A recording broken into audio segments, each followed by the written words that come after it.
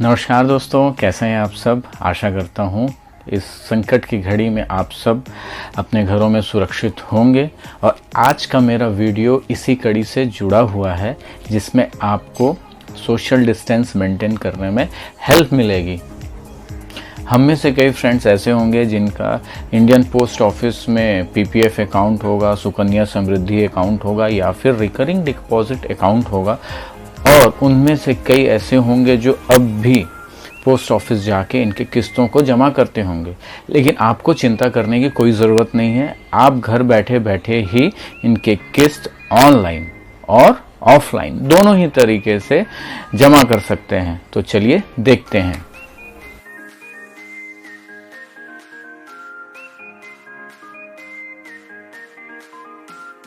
नमस्कार दोस्तों, स्वागत है आपका अपने YouTube चैनल ऐप मंथन पे। अगर आपको मेरा वीडियो पसंद आ रहा होगा तो प्लीज़ इसे सब्सक्राइब करें और लाइक और शेयर करना ना भूलें। तो चलिए वीडियो में आगे बढ़ते हैं। आप 3 तरीकों से इन अकाउंट के किस्तों को जमा कर सकते हैं। सबसे पहला और सबसे आसान तरीका है इंडिया पोस्ट पेमेंट बैंक की मोबाइल एप्लीकेशन पे आप रजिस्ट्रेशन कर लें और इसके थ्रू आप इन सभी अकाउंट के किस्तों को जमा कर सकते हैं। मेरे आगे के वीडियो में मैंने डिटेल्ड रूप से इसमें बताया है कि कैसे आप इंडिया पोस्ट पेमेंट बैंक के मोबाइल ऐप पे आप अपना अकाउंट ओपन कर सकते हैं और कैसे उससे आप पेमेंट कर सकते हैं। दूसरा तरीका जो है वो ऑफलाइन तरीका है। इसमें आपको इंडिया पोस्ट पेमेंट बैंक की डोर स्टेप सर्विस की हेल्प लेनी पड़ेगी, जिसमें आपको पोस्ट ऑफिस का कोई रिप्रेजेंटेटिव आपके घर आएगा और आपसे कैशलेस या कैश के थ्रू ये आपसे किस्तों को ले लेगा। और तीसरा जो तरीका है वो भी एक ऑनलाइन तरीका है। अगर आपके पास पोस्ट ऑफिस ऑफ इंडिया की बेसिक सेविंग अकाउंट है तो आप उस पर इंटरनेट बैंकिंग फैसिलिटी आप ले सकते हैं। ये वन टाइम आपको लेकिन उस पर पोस्ट ऑफिस में जाके विज़िट करना पड़ेगा और ये इंटरनेट बैंकिंग फैसिलिटी एक्टिवेट होने के बाद आप इन सभी अकाउंट की किस्त आप ऑनलाइन जमा कर सकते हैं। तो चलिए देखते हैं पहला तरीका जो सबसे आसान है, इंडिया पोस्ट पेमेंट बैंक की mobile application. India post payment bank post office of India की एक बैंकिंग फैसिलिटी है जिसमें आपको एक सुविधा मिलती है डिजिटल सेविंग अकाउंट ओपन करने के लिए। इसके लिए आपको मोबाइल एप्लीकेशन इंस्टॉल करना पड़ेगा। ये एक ज़ीरो बैलेंस अकाउंट है और आप इसमें पैसे यूपीआई या फिर इंटरनेट बैंकिंग के थ्रू आप इसमें पैसे ऐड कर सकते हैं। आप अपने डिजिटल सेविंग अकाउंट को एक रेगुलर सेविंग अकाउंट में कन्वर्ट कर सकते हैं। बस आपको अकाउंट ओपन करने के 12 महीने के भीतर आपके नज़दीकी पोस्ट ऑफिस में अपने केवाईसी डॉक्यूमेंट जमा करने पड़ेंगे। तो चलिए देखते हैं हम इंडियन पोस्ट पेमेंट बैंक में कैसे डिजिटल सेविंग अकाउंट ओपन कर सकते हैं और उसके माध्यम से आप कैसे सुकन्या समृद्धि योजना या फिर अपने रिकरिंग डिपॉजिट या फिर अपने पीपीएफ अकाउंट का किस्तों का भुगतान कैसे कर सकते हैं। चलिए देखते हैं डिटेल में। सबसे पहले आपको IPPB मोबाइल ऐप इंस्टॉल करना पड़ेगा। ऐप को इंस्टॉल करने के बाद आप उसे ओपन कर लें। ओपन करने पे आपसे वो अकाउंट नंबर, कस्टमर आईडी ये सब मांगेगा।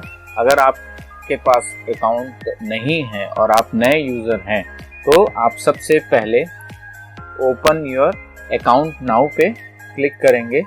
क्लिक करने पे आपसे वो मोबाइल नंबर और पैन नंबर मांगेगा। पैन नंबर और मोबाइल नंबर इंटर करने के बाद आप कंटिन्यू कर दें। कंटिन्यू करने पे वो आपसे OTP मांगेगा। आप अपना OTP जो मोबाइल SMS के थ्रू मिलेगा उसे इंटर करने के बाद आप सबमिट कर दें। सबमिट करने पे ये आपसे आधार नंबर, आपका आधार नंबर इंटर करने के लिए बोलेगा। अपने आधार नंबर को इंटर करने के बाद दोनों चेक बॉक्स को टिक कर लें और उसके बाद आप सबमिट करें। सबमिट करने पे आपको आधार OTP ऑथेंटिफिकेशन आएगा, उसको इंटर करने के बाद फिर सबमिट करें। उसके बाद आप अकाउंट ओपनिंग फॉर्म ओपन हो जाएगा। इसमें आपसे वो आपकी पर्सनल इंफॉर्मेशन, पैन और सभी डिटेल मांगेगा। इन सभी डिटेल को आप एक एक करके इंटर कर लें और इन सभी डिटेल को इंटर करेंगे तो उसमें सबसे एक महत्वपूर्ण बात आएगी DBT मैपिंग। DBT मतलब डायरेक्ट बेनिफिट ट्रांसफर होता है। जो ये वही है जो सरकार आपके खाते पे जो सब्सिडी का अमाउंट जो भेजती है।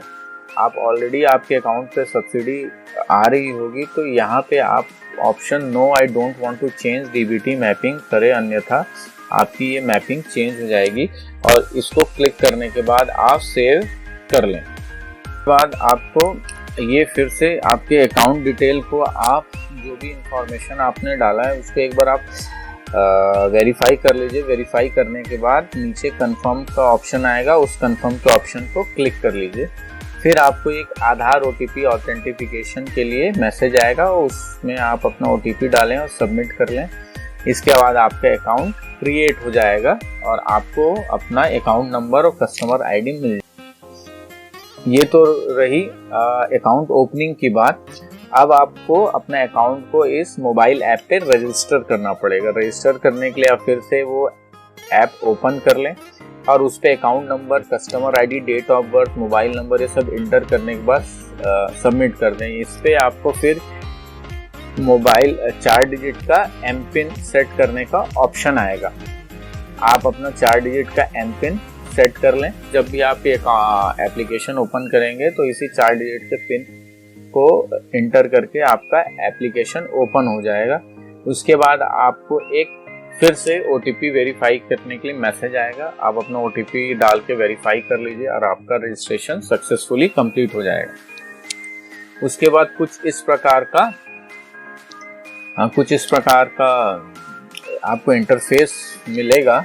इस इंटरफेस पे आप देखेंगे कि एक डीओपी सर्विसेज करके लिखी हुई होगी। ये वही है जिसमें आप अपने रिकरिंग डिपॉजिट और सुकन्या समृद्धि योजना ये सब का आप अपना भुगतान कर सकते हैं। इसके लिए आप अपना जैसे पीपीएफ अकाउंट है तो पीपीएफ अकाउंट नंबर और डीओपी कस्टमर आईडी इंटर करके आप भुगतान कर सकते हैं।